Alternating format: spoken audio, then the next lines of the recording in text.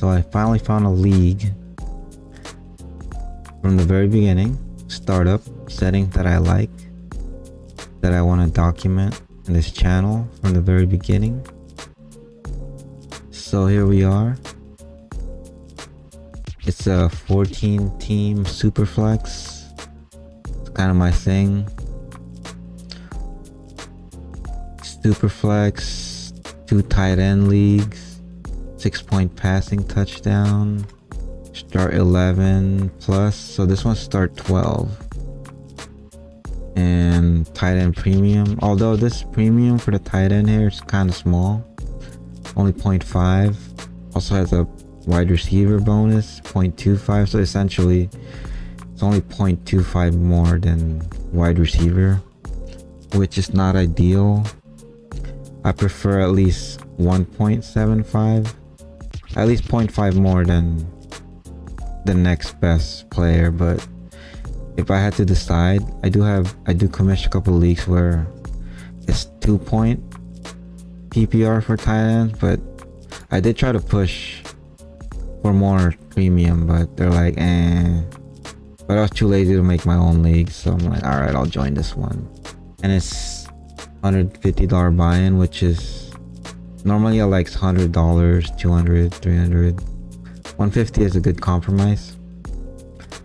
So then we got some bonus for total yards down here, and after that it's eventually pretty standard. So this league, like I said, 12 starters, 3 flex, 3 flex, quarterback super flex, 3 wide receiver, 2 running backs, 2 tight ends, which is, I think, is one of the best settings in Dynasty, because it essentially makes the tight ends as valuable as any receivers, even though there's only like 3 elite tight ends. Even the mediocre ones are like wide receiver 2 level evaluation. So this league's gonna be pretty deep. I think it's 16 benches, 3 IRs, 4 taxi. I think that's pretty much what the league is. Let's go through the draft. So we started draft like 3 days ago. We're basically in the 4th round now. I'll go over my strategy, at least at this moment. So we had a derby. Essentially, I could have chosen 104 or 107, and I wanted to land Herbert. If you guys been following, Herbert's my QB3 in terms of Dynasty. I'd take him over Hurts any day. And if for some reason, I would have been so mad if, this guy took Herbert. But essentially, I'm like, whatever, I want Herbert. Although I do have him in a couple leagues, maybe 3 Dynasty leagues. But I think he's going to have a top 3 quarterback season this year if everybody stays healthy.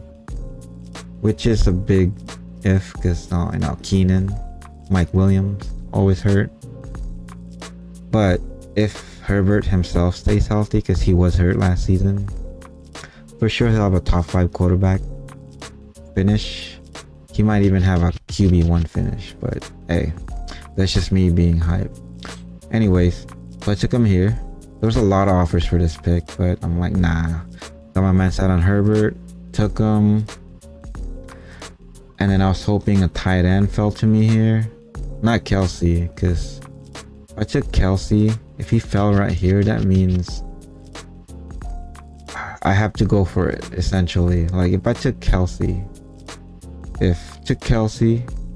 took like, say McCaffrey, I pretty much have to go for it, right? I was hoping Andrews fell here. Didn't happen. Sold for St. Brown.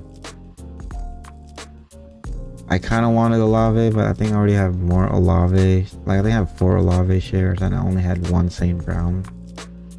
And I wanted to, expand my portfolio.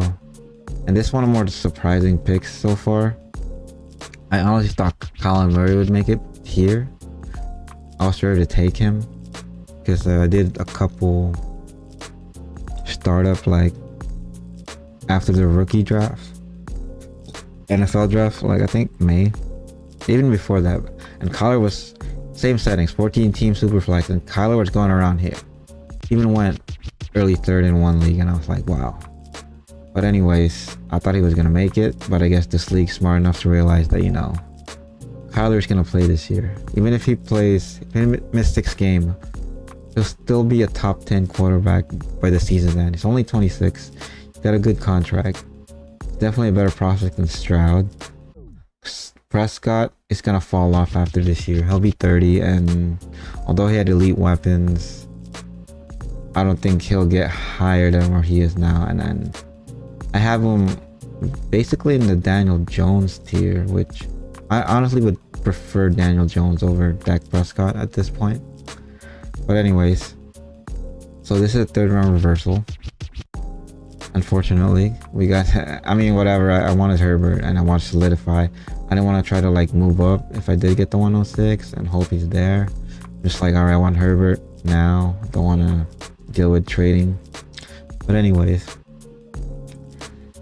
so I sell like Drake London. He's young, 22, sending. I think he'll be a top 10, top 8 receiver next year. Although he had terrible quarterback play, still managed like how many targets? Like 117 targets. I think he'll crack 1,000 this year. Maybe hover around 4, 5, 6 touchdown. But for sure he'll have over 110 targets.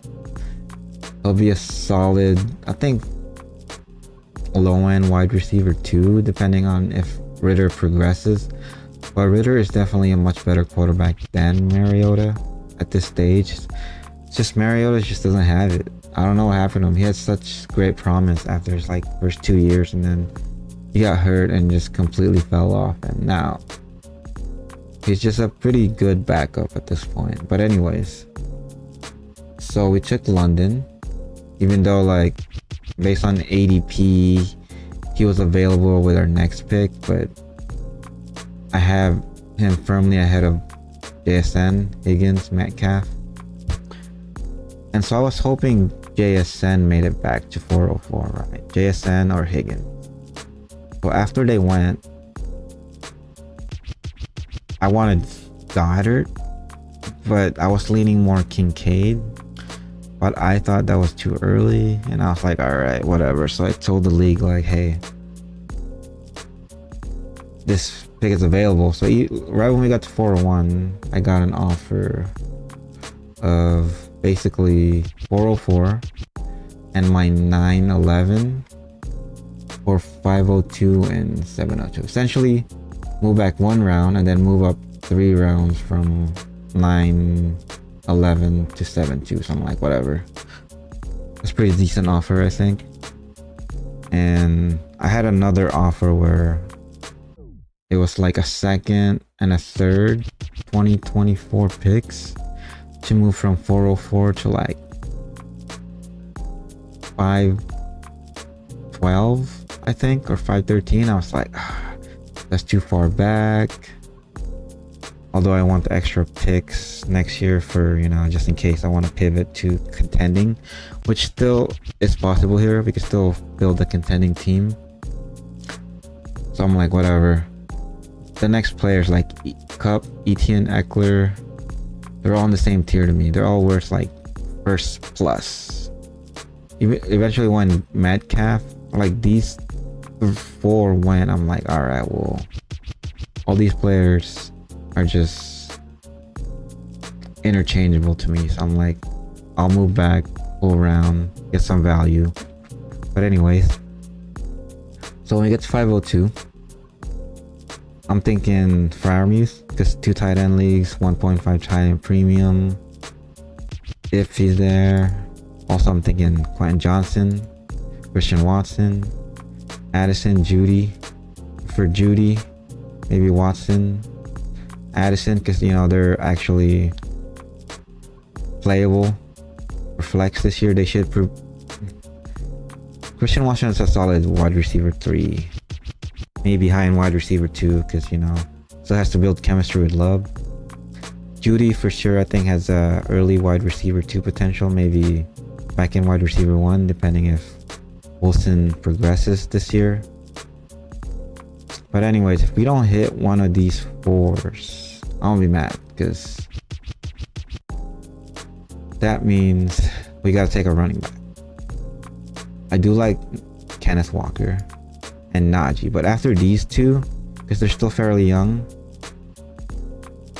we can still have like a 4-year window. But if these 2 are gone, we won't take another running back until what, 6'4", 7'11", 7'2". But anyways, that's where I'm at. I like my team so far, which is what, Herbert, Amon-Ra, Drake London. Hopefully we get a tight end soon. But there's still plenty of decent tight end. I like Freiermuth, I like Waller, I like Mayer, even Laporta, Evan Ingram. But after this, after Laporta, I'm not high on Chig, although everyone is, and I understand.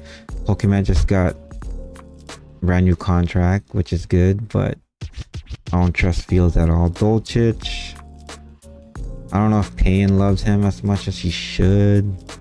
I do like Musgrave potentially, and McBride, because I'm pretty sure, what's his name, Ertz is gone, so this will be McBride's team. And there's really no second pass catching threat outside of, you know, Hollywood Brown. So there's still potential there. But yeah, we still do need a second quarterback. And it's kind of thin. I do like potentially getting Jordan Love. Maybe around 7'11", 8'4". I doubt he'll make it there. Like Brock Purdy, but I don't know how everyone values him now that he's healthy and potentially will be the the QB1 for the 49ers. But 7'2", 7'11", 804. We're definitely gonna try to get 1 or 2 quarterbacks there, and 1 or 2 tight ends here, and then like an anchor running back. We need an anchor running back. So that's it for now. I'll keep you guys updated on how the rest of the startup goes through. I do pick soon, so I'll see you guys in the next episode. Peace.